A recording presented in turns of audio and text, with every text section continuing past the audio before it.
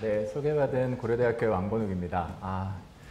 저한테도 되게 뜻깊은 시간이어서요. 왜냐하면 초등학생과 중학생을 대상으로 강연을 해본 적이 한 번도 없습니다. 그래서 제가 만든 자료에 대해서 약간 계속 의심하면서 만들었고요. 사실 어제 저녁에 저희 아이한테 보여주면서 이해를 할 수 있냐 했는데 오락한다고 검토를 못해서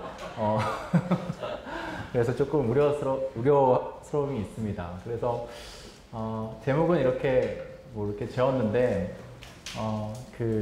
제 목표는 이게 이제 제가 하는 연구 분야의 배경을 좀 말씀을 드리고 제가 했던 최근의 연구 결과들을 말씀드리는 두 파트로 준비를 했는데요.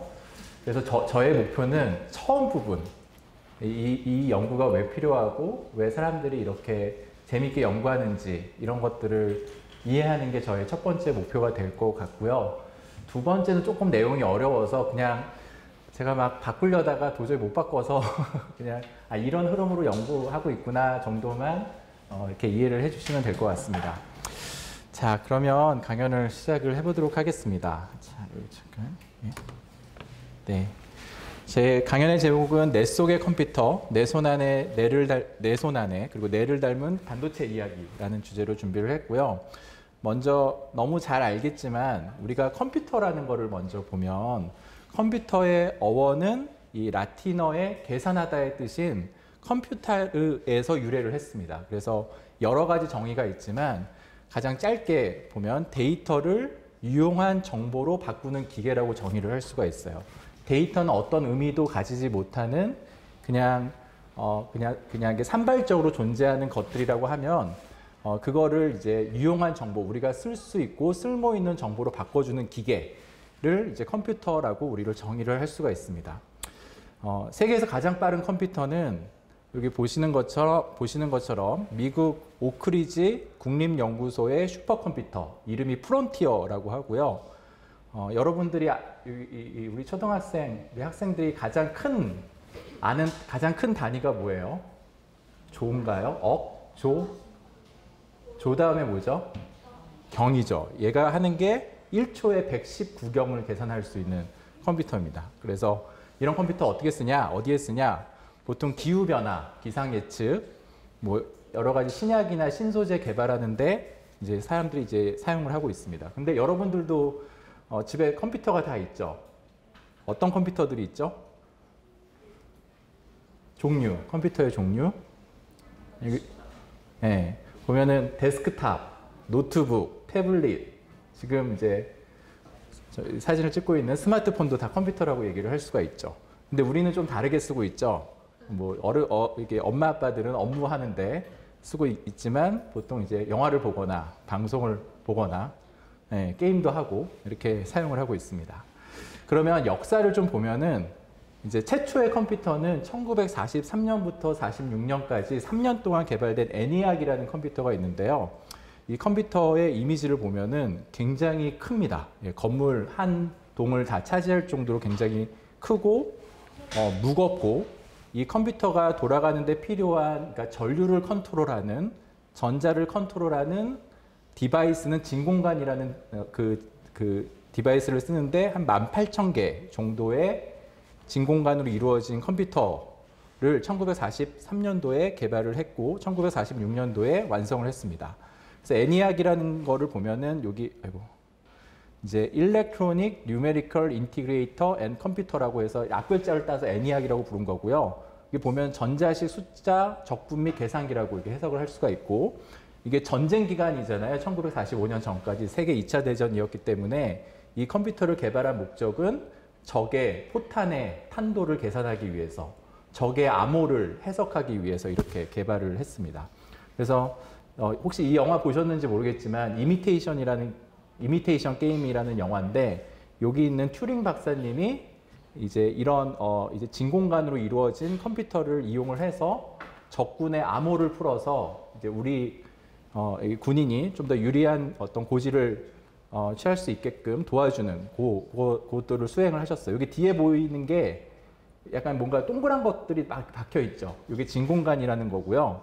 근데 진공관을 보면은 뭐 여러 가지 타입들이 있는데 지금 딱 봐서는 굉장히 크고 무겁고 또 열도 많이 나고 고장도 많이 나니까 비싸기도 하고 이런 문제들이 있었습니다. 그래서 이게 보면은 이게 여기 이미지에 여기 여성분들이 계시는데 이 진공관이 이틀에 한 번씩 고장 나는데 어디서 고장 나는지 몰라요. 18,000개 중에.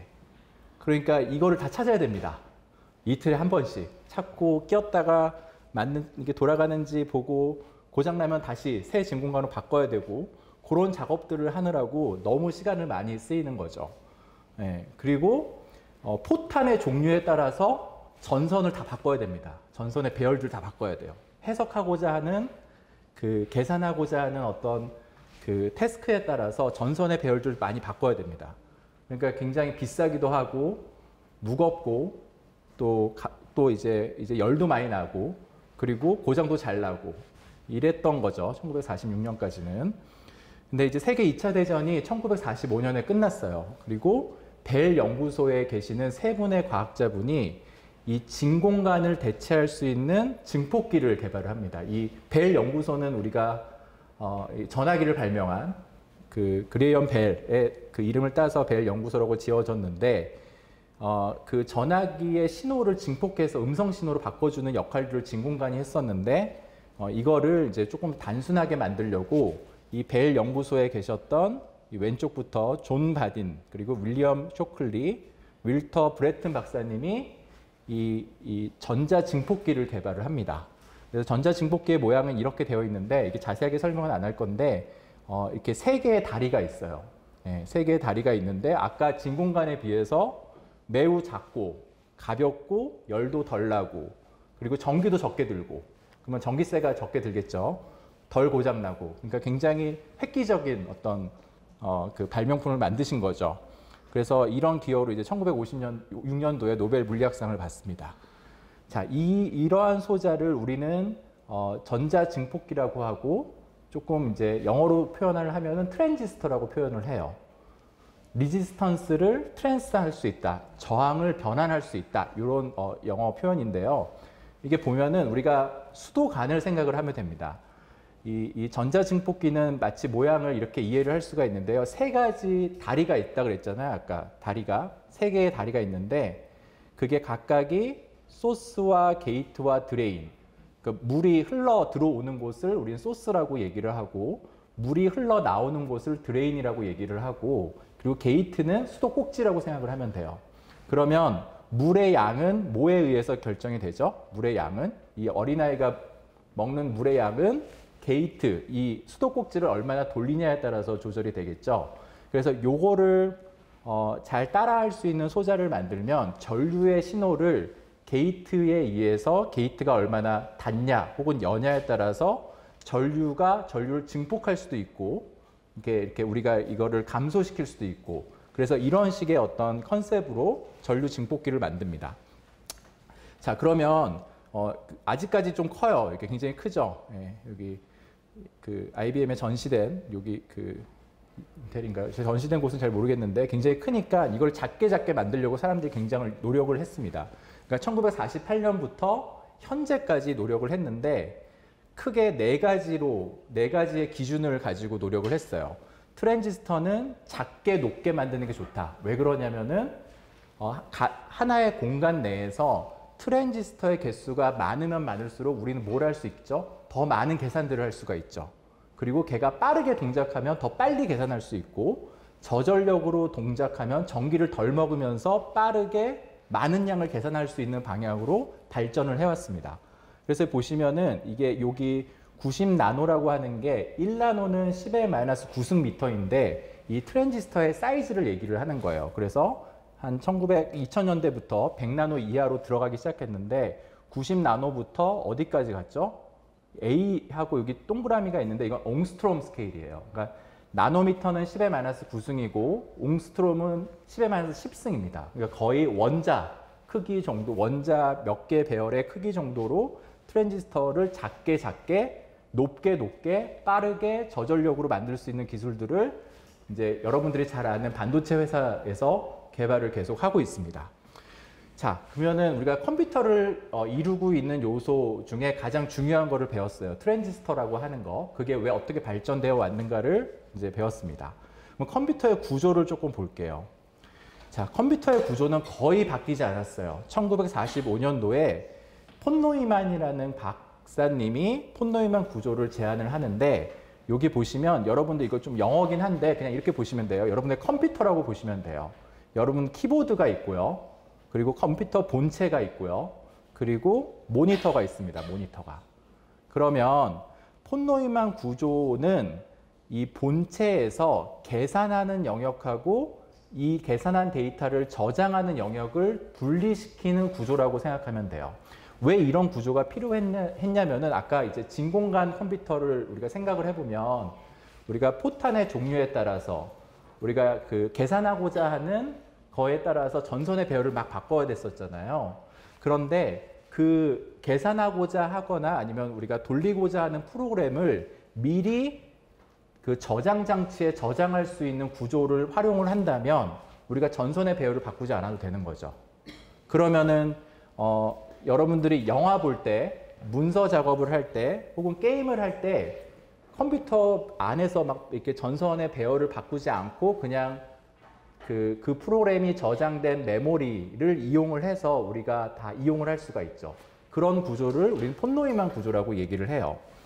자, 그러면 이 폰 노이만 구조의 특징이 여기 화살표가 보이죠? 화살표가 정보가 이동하는 통로예요. 그러면은 키보드에서 여러분들이 타이핑을 하면은 이 본체에서 그 타이핑이 뭔지를 파악하게 되고 계산을 돌려서 계산한 과정을 저장 장치에 저장을 하고 다시 출력하기 전에 다른 계산을 하려면 다시 그 데이터를 이 저장 장치에서 계산기로 다시 이렇게 빼서 계산을 하고 모니터에 출력을 하는. 그러니까 화살표가 데이터의 방향인데 이게 순차적으로 이렇게 계산하는 게 좀 보이나요? 처음에 이게 키보드로 친 데이터가 이렇게 가고 계산하는 영역과 저장하는 영역이 있는데 우리가 어떤 프로그램을 돌릴 때는 그 프로그램을 메모리 유닛 그 저장 장치에서 계산기 영역으로 이렇게 올리고 그 다음에 키보드에서 키보드에서 들어온 데이터를 가지고 얘가 다시 계산을 하고 다시 저장하는 역할은 없어요. 그러니까 다시 저장하려면 다시 여기에 데이터를 보내야 돼요. 그래서 이 화살표는 데이터가 이동하는 통로고 이런 폰 노이만 구조는 CPU, 계산기와 메모리가 분리한 구조인데 이 폰 노이만 구조는 화살표를 따라 데이터가 이동하여 처리되는 순차적인 계산 방식을 채택을 합니다. 네, 순차적이라는 말이 좀 느껴지나요? 잘 모르겠어요. 이제 점점 실패의 길로 지금 가고 있는데 자, 그러면 이렇게 볼게요. 여러분들 이 문제를 좀 풀어봅시다. 계산하는 방식이 크게 두 가지가 있어요. 순차적으로 계산하는 방식이 있고 병렬적으로 계산하는 방식이 있어요. 그러면 우리 아파트나 빌라에 사는 어떤 친구를 찾는 게임을 한번 해볼 거예요. 예? 그러면 자, 순차적으로 이제 친구를 찾는다고 하면 우리 그냥 친구한테 전화하면 안 되나요? 물론 전화할 수 있는데 전화번호를 모른다고 가정하고 아파트에서 어디에 사는지 모르는 친구를 찾는 거예요. 아파트 단지는 알아요. 그러면 순차적으로 어떻게 하겠어요, 여러분들은? 각 방에, 각 문에 이렇게 노크를 한 다음에 누구누구 있어요. 계속 그렇게 하겠죠. 아닌가요? 네. 이런 방식이 순차적으로 하나하나 훑으면서 하는 방식이에요. 그죠? 지금 현재 폰 노이만 구조가 계산하는 방식이 이렇게 하는 방식이라고 생각을 하면 됩니다. 문을 두드리고 누구 있어요? 라고 물어보고 없으면은 다음 집으로 가고 이렇게 하나씩 다 운이 좋으면 바로 찾을 수도 있겠죠. 하지만 문의 개수가 많으면 많을수록 되게 오래 걸리겠죠. 그럼 병렬적인 방식은 어떻게 될까요? 병렬적으로 찍어서 찍는 것도 없으면 다음 단계로 넘어가야 되니까 순차적인 거고. 어떻게 해요? 여러분들은 아마 경험이 없을 것 같은데 여러분들의 엄마 아빠는 경험이 있을 거예요. 친구 집을 모르더라도 보통 알지만 예, 어떻게 하죠? 우리는 어렸을 때? 에? 어떻게 찾아요? 그냥요? 누구 이름이 뭐지? 자, 밖에서 부릅니다. 누구야 놀자 하면 창문에서 불이 들어와요. 그러면은 경험상 여기에 그 친구가 살 가능성이 높겠죠. 자, 그럼 문제에 따라서 얘가 빠를 수도 있고 얘가 빠를 수도 있겠죠. 얘가 다 빠른 게 아니라 문제에 따라서 얘가 빨리 뭔가 문제를 해결할 수도 있고 얘가 문제를 더 빨리 해결할 수도 있어요. 근데 이제 우리가 쓰고 있는 컴퓨터는 보통 순차적으로 이렇게 찾는 방식으로 계산을 합니다. 자, 다음 문제를 볼게요. 이건 선물을 준비를 못했는데 사다리 게임을 한번 해봅시다. 사다리 게임을. 사다리 게임이 1번부터 9번까지 있어요. 당첨이 되려면은 어떻게 해야 되죠? 찍는 거죠, 그냥. 몇 번일 것 같아요? 몇 번일 것 같아요? 자, 1번 없어요? 1번 꽝이고, 2번도, 네. 만약에 이게 사다리가 굉장히 복잡하면 못하겠지만, 우린 다 알죠? 네, 간단하게. 자, 정답은, 9번이에요. 굉장히 직관력이 있는 우리 학생이었네요. 네. 자, 이게 순차적인 방식이에요. 하나하나 찾는 거.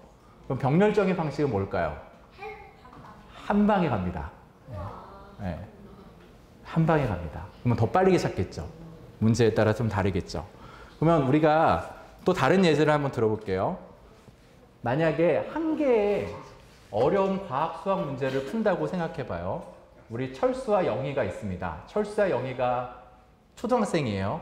철수와 영희가 한 명씩 있더라도 이 문제를 풀 수 있을까요? 아니죠. 네. 남학생과 여학생이 있어요. 풀 수 있을까요? 없을까요? 없겠죠. 100만 명이 있으면 풀 수 있을까요? 없을까요? 있어요? 100만 명이 있으면? 물론 그 중에 한 명 굉장히 뛰어난 천재가 한 명 있다고 하면은 뭐 가능하겠지만 우리 그 풀기가 너무 어렵겠죠. 네. 같이 풀면 못 풀 거예요, 아마. 네. 이거 누가 풀어야 돼요?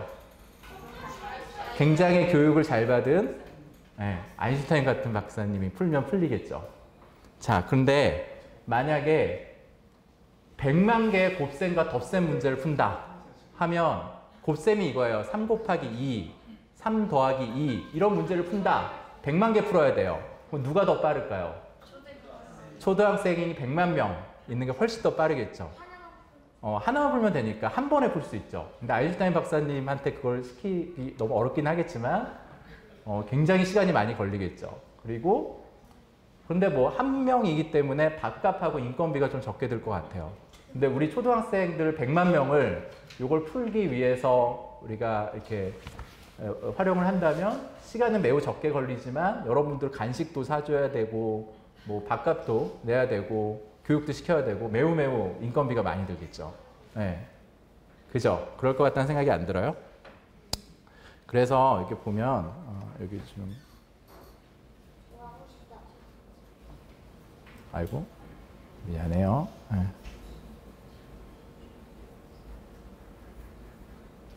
네.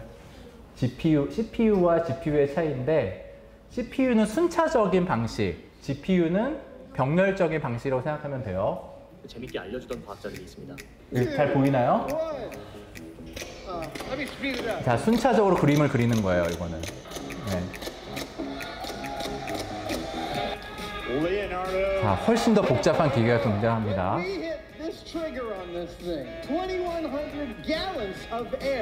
Goes through these accumulators, out these valves, into all 1,100 of these tubes, into these tubes in which the bottom of is a paintball. When it's all said and done, it's going to paint the Mona Lisa. GPU painting demonstration. 들어도 모르겠는 설명을 지나 시연을 시작합니다. 3, 2, 1. 이렇게 됩니다. 네, 한 번에 할 수 있겠죠. Ladies and gentlemen, science class is now. 자, 다시 이거를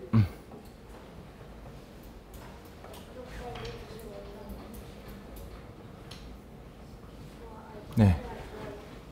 자, 그러면 인공지능의 계산 방식은 계속 제가 끌고 왔는데 인공지능의 계산 방식은 병렬적인 방식이에요. 그래서 행렬 연산이라고 하는데 이거 다 곱하기 더하기거든요. 곱하기 더하기를 잘하는 반도체를 만들면 인공지능 칩을 잘 만드는 거예요. 네, 그렇겠죠. 여기 초등학생 10억 명이 초등학생 10억 명이 이제 곱하기 더하기만 하면 되는 거예요. 네. 자, 그러면 이거를 제일 잘하는 기업이 엔비디아라는 기업인데 여기 보면은 여기가 아까 폰 노이만 구조라고 했잖아요. 여긴 저장 장치고 여긴 계산기예요. 계산기가 ALU라고 불리는 건데 녹색이 다 계산기거든요. 각각 계산할 수 있는 것들이거든요. 얘를 많이 만들면 많이 만들수록 한 번에 행렬 연산을 할 수가 있겠죠. 곱하기 더하기를 한 번에 할 수가 있겠죠. 예. 그러면은 이제 인공지능 반도체 칩을 엔비디아가 잘 만드는 게 여기서 보이는 거죠. 이런 것들 잘 하고 있으니까. 자, 그러면 이제 조금씩 어려워지는데 여기 보면은 인공지능 반도체 칩, 그래 이 칩을 이제 잘 만드니까 이제 여러분들이 아는 구글이나 테슬라, 애플 뭐 여러 가지 빅 반도체 회사들 아니면 소프트웨어 회사들에서 이런 것들을 원하겠죠. 그래서 엔비디아 칩에서 이만큼씩 주문을 합니다. 네, 굉장히 많이 주문하는 거죠. 그리고 되게 중요한 게 이 칩의 개수가 늘어나면 늘어날수록 아까 곱셈과 덧셈을 할 수 있는 능력이 훨씬 더 올라가잖아요. 그러니까 성능은 계속 높아져요. 네. 그래서 이 칩을 많이 가지고 있는 기업이 인공지능을 더 잘할 수밖에 없겠죠. 네. 그렇죠? 그래서 뭐 이렇게 이 성능이 이렇게 된다 이런 얘기예요. 자, 그러면 이제 근데 이게 봅시다. 그러면 문제가 있는데 우리가 문제 하기 전에 그냥 하나 더 게임을 보면 여러분들 여기에서 치아와 머핀을 구분할 수가 있어요? 바로 어디에요? 첫 번째는 어디 있어요? 강아지가 여기에 강아지처럼 보여요? 아니죠. 여기는 어때요? 맞아요? 아니에요? 여기는 어때요? 맞아요? 여기는 어때요? 여러분 이거 보자마자 한 번에 판단할 수 있죠? 거의 한 번에 판단할 거예요. 아무리 초등학생이지만 네, 거의 뭐 1초도 안 걸릴 거예요. 여기 아이스크림하고 고양이 구분할 수 있어요? 한 번에 할 수 있죠. 네. 이게 만약에 순차적인 방식으로 우리 뇌가 동작을 한다면 하나하나 비교하면서 찾을 거예요. 그러면 시간이 굉장히 오래 걸리겠죠. 우리 뇌는 병렬적인 방식으로 동작을 합니다. 한 번에 찾을 수가 있죠. 자, 근데 아까 인공지능 현재 폰 노이만 구조를 따라가는 방식으로 인공지능 반도체 칩을 만든다면 어떤 문제가 있을 수 있냐면 아까 똑같은 문제가 있을 수 있어요. 10억 명의 초등학생들을 돌려야 되는 거잖아요. 곱셈과 덧셈을 하게끔. 그런데 아까 그 칩이 요만큼의 계산기 능력을 가지고 있는데 초등학생들한테 밥값과 인건비를 주는 것처럼 간식비를 주는 것처럼 얘네들은 전기세가 많이 들어요. 확 돌리는데. 네, 전기세가 많이 듭니다. 그래서 이거 제가 하려는 건데 전기세가 많이 드니까 제가 하려는 연구는 사람의 뇌를 모방해서 그런 소자를 잘 만들면은 전기세가 적게 들면서 시간이 적게 걸리지만 전기세도 적게 드는 인공지능 반도체 칩을 만들 수 있지 않을까라는 게 저의 연구 주제예요. 네, 여기까지 이해했나요? 네, 저의 목표는 완료가 완성이 된 것 같은데 그 다음부터는 이제 좀 내용이 어려워요. 네, 내용이 조금 어렵지만 그래도 한번 해볼게요. 기존 컴퓨터가 가지는 문제점이 있는데 여기 보면은 아까 그 다리가 3개 있다고 얘기했잖아요. 트랜지스터가 여기가 소스가 있고 물이 처음에 흘러 들어오는 곳, 물이 나가는 곳, 그리고 이렇게 수도꼭지가 있다고 했어요. 근데 사람들이 점점점 얘를 작게 만들려고 하잖아요. 작게 만들다 보면은 내가 수도꼭지를 아무리 잠가도 너무 작으니까 물이 줄줄 새요. 네, 그런 문제가 있어요. 그래서 아무리 반도체 칩을 작게 만들면은 물리적인 한계에 의해서 더 이상 물을 조절할 수가 없는 영역대로 가는 거예요. 이제 그런 문제가 있으니까 더 작게 높게 만드는 전략은 우리가 더 사용할 수가 없겠죠. 네. 그리고 폰 노이만 구조의 문제점도 있어요. 아까 이제 이 화살표 방향대로 순차적으로 계산을 한다고 얘기를 했잖아요. 그런데 여기에 이 다리가 하나밖에 없는 거예요. 이 통로가. 데이터가 왔다 갔다 할 수 있는 영역의 통로가 하나밖에 없어요. 그러면 데이터가 자동차라고 얘기하고 이 통로가 고속도로라고 얘기를 생각을 해봐요. 고속도로. 고속도로가 1차선이면 데이터가 많이 이동을 못 하겠죠. 예. 데이터가 하나씩 이동할 때마다 지연이 발생하게 되고 그 지연 때문에 열도 많이 나기 시작합니다. 그러면은 에너지가 되게 많이 들어요. 계산하거나 저장하는 것보다 이 데이터를 이 통로를 통해서 왔다 갔다 하는 데에 전체 에너지의 80%가 쓰입니다. 네. 그러니까 뭔가 우리가 이 병렬적인 계산을 할 때는 별로 좋은 구조가 아니라는 거죠. 네. 그리고 이 문제들 때문에 열이 많이 나요. 여러분들 반도체 칩에서 나는 열이 얼마 정도 열이 날 것 같아요? 우리가 최신 반도체 칩에서 여러분들이 사용하는 그 컴퓨터 본체의 그 CPU에서 발생하는 열이 어느 정도 발생하냐면은 어느 정도일 것 같아요? 20도? 보통 이렇게 비교를 하는데 플럭스로 비교를 하는데 태양의 20분의 1. 엄청 뜨겁죠. 네. 엄청 뜨거워요. 그래서 우리 이게 부모님들은 잘 아실 텐데 컴퓨터를 100% 다 쓰지 않죠. CPU를 100% 돌리지 않죠.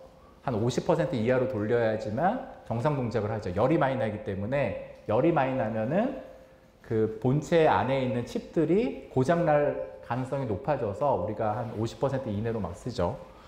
그래서 이런 것들을 이런 것들이 장벽이잖아요. 뭐 이렇게 월이라고 표현을 했는데, 그래서 현재 컴퓨터 구조는 이 세 가지 벽을 통과해야지만 우리가 미래 컴퓨팅으로 갈 수가 있는데 이 세 가지 벽이 되게 뚫기가 힘든 거죠. 그래서 이제 요거를 뚫지 않고 그냥 다른 방식으로 컴퓨팅을 해보자, 병렬 계산을 해보자 했던 게 그 뉴로모픽 기술, 뇌를 모방하는 전자소자 기술, 제가 하는 거, 그리고 양자 컴퓨팅도 이쪽 길을 갈 수가 있어요. 세 가지 벽을 피할 수가 있어요. 그래서 현재 많은 사람들이 물론 이쪽 부분을 연구하시는 분들도 있지만 다른 쪽 경로로 우리 한번 가보자 이렇게 해서 연구를 합니다. 자, 그러면 근데 이제 또 본질적인 문제들이 있습니다. 예, 본질적인 문제가 뭐냐면은 우리가 여기 보면은 굉장히 복잡한 어떤 선과 이게 동그라미로 이루어진 구조가 보이죠. 이게 인공지능의 그 인공신경망이라고 하는 거예요. 그래서 동그라미들이 있고 이거를 이어지는 선들이 있어요. 영어는 신경 쓰지 마요. 그래서 여기에 동그라미를 이어지는 선들이 우리는 이 시냅스라고 얘기하는 건데, 우리가 원하는 아웃풋, 그러니까 결과를 도출하기 위해서는 요 각각의 시냅스들, 선들을 다 계산을 해야 돼요. 인공지능에서. 실제로 하는 일이 선들 계산하는데 곱셈과 덧셈을 하는 거예요. 어떤 선들, 어떤 그 강도의 연결성을 가지고 이어져 있는지를 계산하기 위해서 이게 그 행렬 연산을 하는 거죠. 그러면은 보통 이렇게 엄청난 계산량이 필요한 게 보이나요? 이렇게 보이면 잘 안 보이죠. 그럼 만약에 이거예요.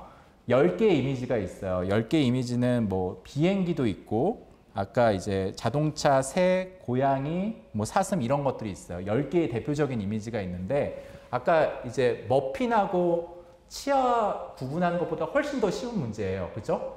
그러니까 비행기랑 자동차랑 구분하는 문제, 이거예요. 근데 여러분들은 초등학생인 우리 학생들은 바로 보자마자 알잖아요. 이게 비행기인지 차인지. 근데 컴퓨터한테 이걸 시키려면은 어느 정도의 계산을 해야 되냐면은 이 선들이 6억 개 정도가 있는 거예요. 6억 개를 다 계산을 해야 돼요.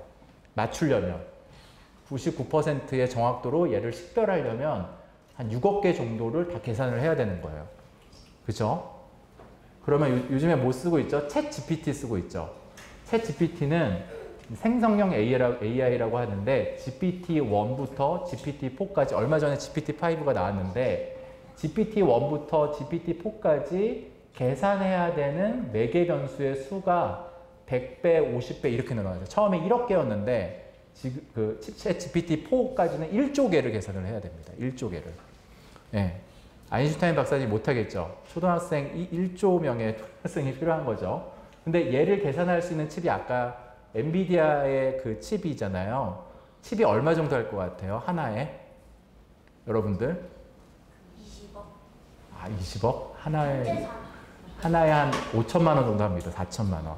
그게 아까 몇천 개, 몇만 개를 이제 이렇게 하는 거죠. 그래서 이런 훈련을 하는데 굉장히 비싼 칩도 이용을 해야 되고, 뒤에 얘기하겠지만 이 칩이 소모하는 전력량, 전기세는 어마어마한 거죠. 그래서 더 이상 이렇게는 갈 수 없다 해서 사람들이 다른 어떤 칩으로, 에너지가 적게 드는 칩으로 하려고 하죠. 근데 문제가 여기서만 끝나는 게 아닙니다. 자, 보면은 우리가 생성형 AI 챗 GPT만 알고 있지 않죠. 뭐 또 알고 있죠? 동영상 만들어주는 거. 요즘에 나노 바나나라고 해서 이미지를 이제 잘 만드는 거, 그리고 음성을 인식하는 거, 여러 가지 AI 그 서비스들이 있죠. 걔네들이 각각이 다 1조 개씩 필요한 거예요. 네, 계산을 하려면. 그리고 이제 사람들이 굉장히 많이 쓰고 있죠. 이게 보면 넷플릭스가 1억 명 모으는데 한 2년, 3년 정도 기간이 필요했는데 챗 GPT는 얼마나 걸렸을까요? 2개월 만에. 예. 그러니까 사람들이 엄청 많이 사용하는 거죠. 그러다 보니까 그 칩을 많이 만들어야 되니까 반도체 칩도 부족하고, 예, 그런 상황이죠. 근데 이것만 문제가 있는 게 아니에요. 어떤 문제가 있냐? 전력량도 문제가 있습니다. 전력량. 여기가 이제 요게 요 도표가 데이터 센터, 즉 그 GPU가 달려있는 데이터 센터가 차지하는 그 소모하는 전력량인데 어느 정도로 될 것 같아요? 데이터 센터, 전 세계에 있는 데이터 센터를 다 모았어. 그러면 어느 정도의 전력량이 필요할 것 같아요? 1년 돌리는데. 우리 이제 점점 이제 부모님들만 집중하기 시작했고 일본이 1년 동안 소모하는 전력량하고 맞먹습니다. 내년 정도에. 예, 국가 단위로 됩니다. 국가 단위로. 예. 그래서 이렇게 되고, 근데 걔만 있는 게 아니라 데이터 센터의 수가 계속 증가하고 있죠. 예, 굉장히 그 월스트 케이스, 안 좋은 케이스로 가게 되면 우리가 데이터 센터를 돌리느라 에어컨도 못 켜고 뭐 그런 거죠. 이제 그런 상황으로 가면 안 되는 거죠. 왜 이렇게 전기세가 많이 드냐 봤더니 50% 정도는 얘를 계산하는데 이제 전력을 소요하고 한 40% 정도는 열을 식히는데 에어컨을 트는데 전력량이 그렇게 많이 듭니다. 그래서 예, 현재 칩으로는 그런 문제들이 있죠. 그리고 물도 많이 필요해요. 물도 많이 필요하고 수냉식으로 식혀야 되거나 아니면, 그리고 또 이제 구글에 한번 검색할 때는 거의 CO2를 화력발전소를 통해서 전기가 이제 공급이 되면 구글 그냥 한번 검색할 때는 별로 안 뜨는데 이 챗 GPT 한 번 쓰면은 한 1600% 정도 CO2가 발생하는 거죠. 환경적으로도 안 좋고 전기세도 많이 나가고 사용자는 많이 늘어나고 있고, 네. 그리고 비싸고 이런 상황이죠. 그래서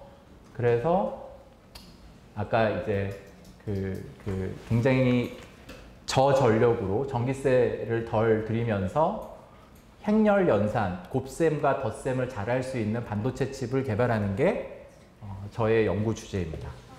자, 이제 거의 여기까지가 인트로였고요. 그러니까 제가 하는 연구 그러니까 간단하게 그냥 쭉쭉쭉 넘어갈게요. 그냥 여기 뇌를 보면은 우리가 이제 뇌는 대뇌피질에 뉴런과 시냅스로 이루어져 있거든. 그 신경 세포로 이루어져 있는데 뉴런의 개수가 한 1000억 개 정도 되고요.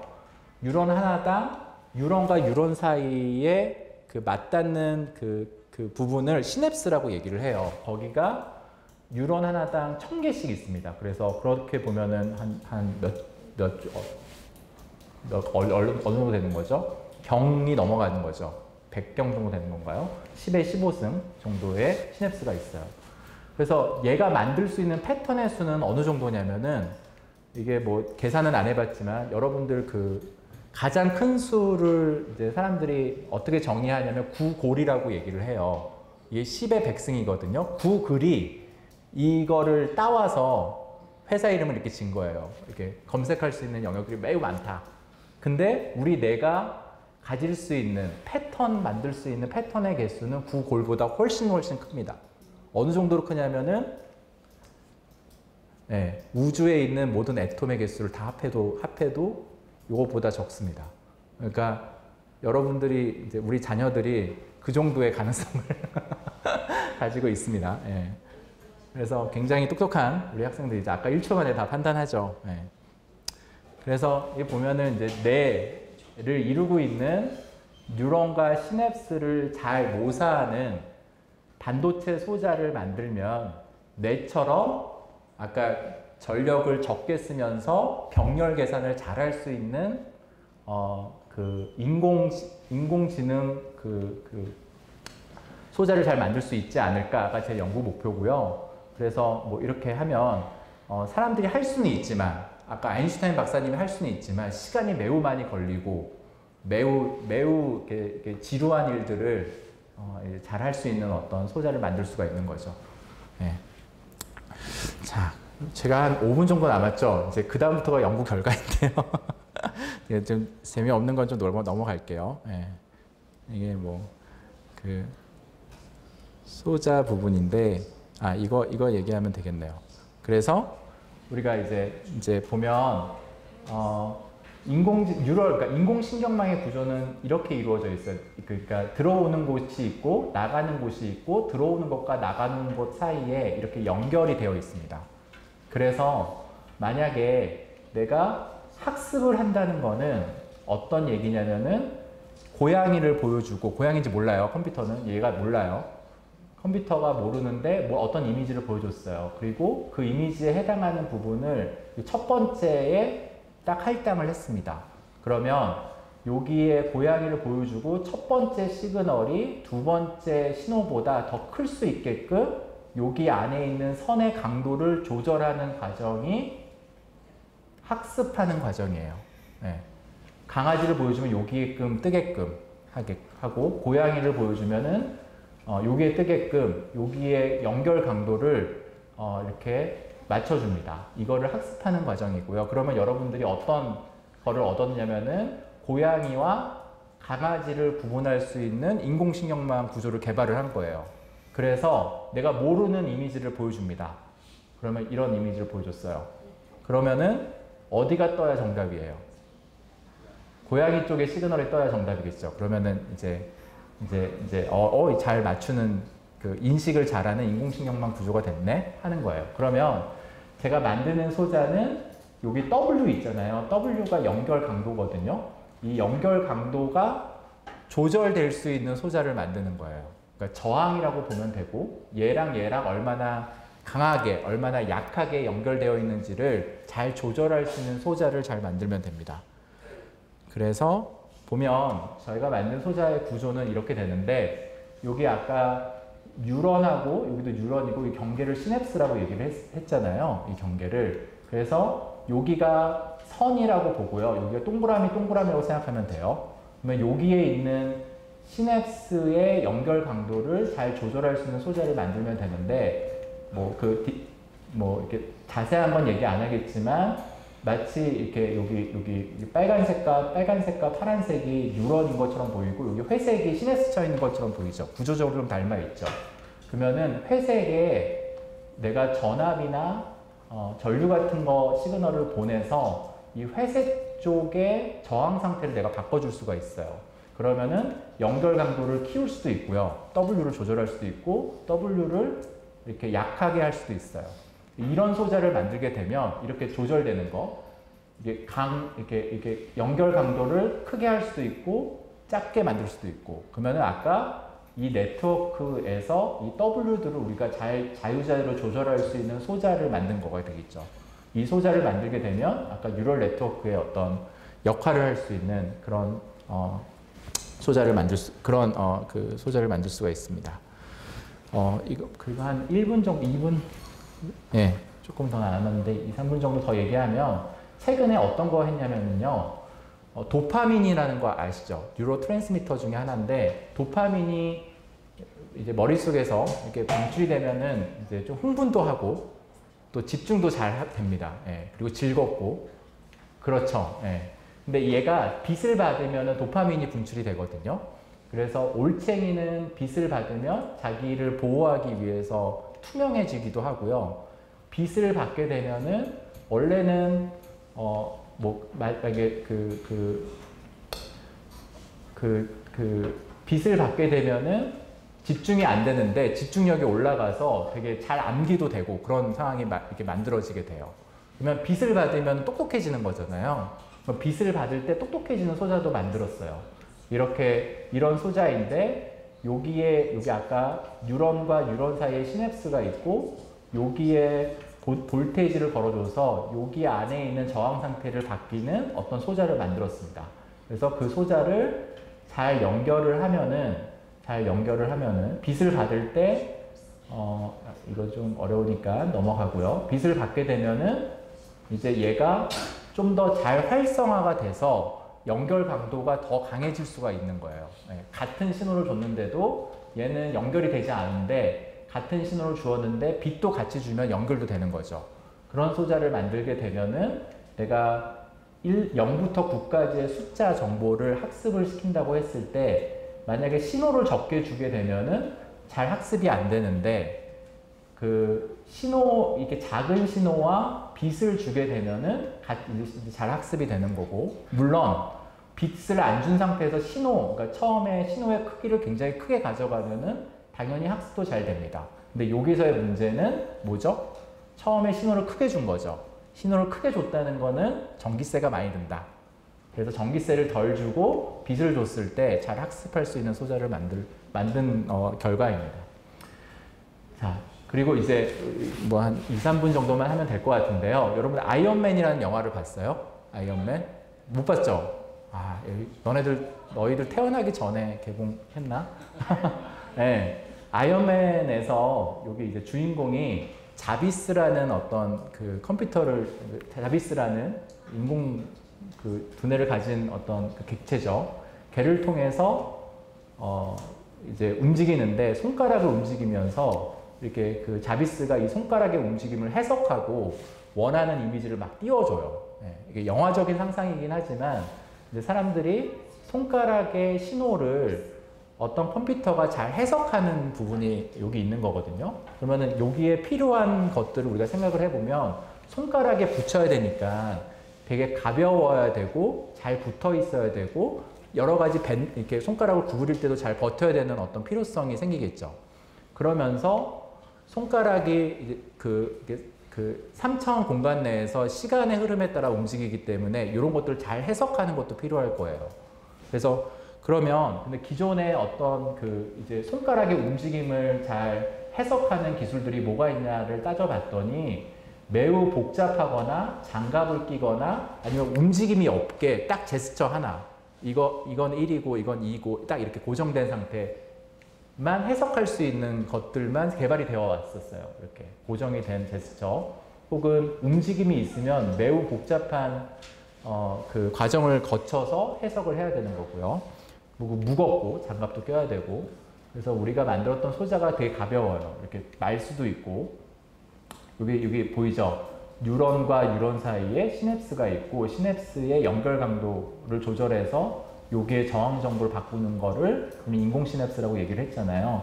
얘가 요 소자에 25/25였나요? 그러면은 몇 개죠? 네. 25 곱하기 25만큼 요게 있는 거예요. 그리고 얘를 말 수도 있고 필 수도 있고 되게 가볍죠.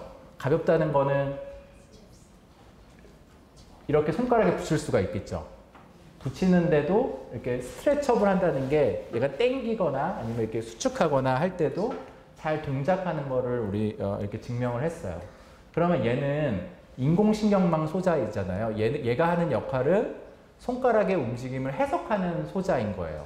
그러면 손가락의 움직임을 센싱하는 소자도 필요하잖아요. 얘가 어떻게 움직이고 있는지를 센싱하는 소자도 필요하잖아요. 그거는 우리가 솔라셀 구조로 만들었어요. 이게 구조가 뭐냐면은 이건 다 무시하고요. 솔라셀이 빛을 받으면 여기에서 전자와 전공이 형성이 되고 이게 반대쪽 일렉트로드로 이렇게 옮겨가면서 전압을 만들게 되거든요. 빛을 줄 때 전압을 생성하게 돼요. 근데 이게 어떻게 쓰이냐면은 얘도 이게 가볍게 만들 수가 있습니다. 그런 다음에 빛하고 멀면 여기서 만드는 전압 시그널이 작겠죠. 빛하고 가까우면은 전압 시그널이 많이 생성이 될 거예요. 그럼 빛 간의 거리에 따라서 전압의 시그널의 크기를 우리가 다 달리할 수가 있죠. 거리에 따라서. 빛하고 요 소자가 이렇게 올려진 손가락하고의 거리에 따라서 이 소자가 생성하는 전압의 크기가 다 다를 거예요. 얘는 커고 얘는 작고 이 거리에 따라서 이 볼테이지의 크기가 달라지겠죠. 그러면 이거를 손가락에 딱 두고 빛을 여기다 둔 상태에서 3차원 공간에서 내가 뭐라고 썼어요. 이게 뭘까요? 우린 3인지 알지만 컴퓨터는 몰라요. 모르는데 그럴 때 생성하는 전압의 시그널이 X축과 Y축이 다 다르겠죠. 이렇게. 예. 그러니까 거리가 가까우면은 여기 X축이에요. 여기 손가락이 여기 있을 때 이 빛하고 거리가 가깝잖아요. 그러면 시그널이 좀 크게 뜨겠죠. 거리가 멀면은 여기까지 거리가 머니까 여기 시그널이 좀 작게 뜨는 거고. 그럼 Y도 마찬가지예요. 여기 손가락이 있으면은 여기에 빛하고 가까우니까 시그널이 좀 크게 뜨고, 그죠? 이렇게 되겠죠. 그러면은 이 정보가 뭘 담고 있죠? 3이라는 정보를 담고 있죠. 사실 어떻게 보면 우리 이게 이미지로 보면은 3을 이렇게 써야 되지만 정기적인 시그널로 보면 이 정보가 3이라는 정보를 가지고 있을 거예요. 그러면 0부터 9까지 아까 X와 Y에 따라서 신호의 변화가 이렇게 일어나면 사실 이게 0부터 9까지의 어떤 그 특징을 잡아서 신호로 이렇게 만들어진 거죠. 그러면 얘를 뭐 그리면 0부터 9까지 이렇게 되고 공중에서 그린 거라서 이렇게 된 거예요. 좀 이상하게 그렸죠. 그래서 이 숫자를 아까 만들었던 인공신경망에 여기에 막 네트워크가 그려져야 되는데 이거를 그게 빠졌나 봐요. 인공신경망에 학습을 시킨 다음에 내가 공중에서 뭐라고 이렇게 쓰게 되면 이 소자가 3이구나 이렇게 딱 알려주는 그런 시스템을 만든 거예요. 그러면은 이제 테스트 해야 되는 게 내가 혼자 쓰는 것과 옆에 있는 친구랑 똑같은 3을 쓰더라도 좀 다르게 쓸 거잖아요. 어떤 친구는 이렇게 쓰기도 하고 이렇게 쓰기도 할 거잖아요. 걔네들도 똑같이 3이라고 할 수 있는지를 테스트도 해봤고 다른 데 붙여서 또 해봤고 이게 친구끼리 아니면 이제 어떤 사물에 붙여서도 해봤고 그랬을 때 뭐 이렇게 정확도가 잘 나오더라. 요런 결과예요. 그래서 이렇게 붙여서 하는 거 이런 거 개발을 했습니다. 자, 여기까지고요. 저희 연구실 학생들이고 여기는 저희 연구를 지원해준 재단 과제 전체 과제들을 나타낸 거고요. 자, 아까 얘기했던 것처럼 저희 연구실의 목표는 이렇게 멋지게 써져 있지만 저전력으로 곱셈과 덧셈을 잘하는 전자소자를 잘 만들어 보자. 이게 연구 목표입니다. 네. 여기까지 하겠습니다. 네, 감사합니다.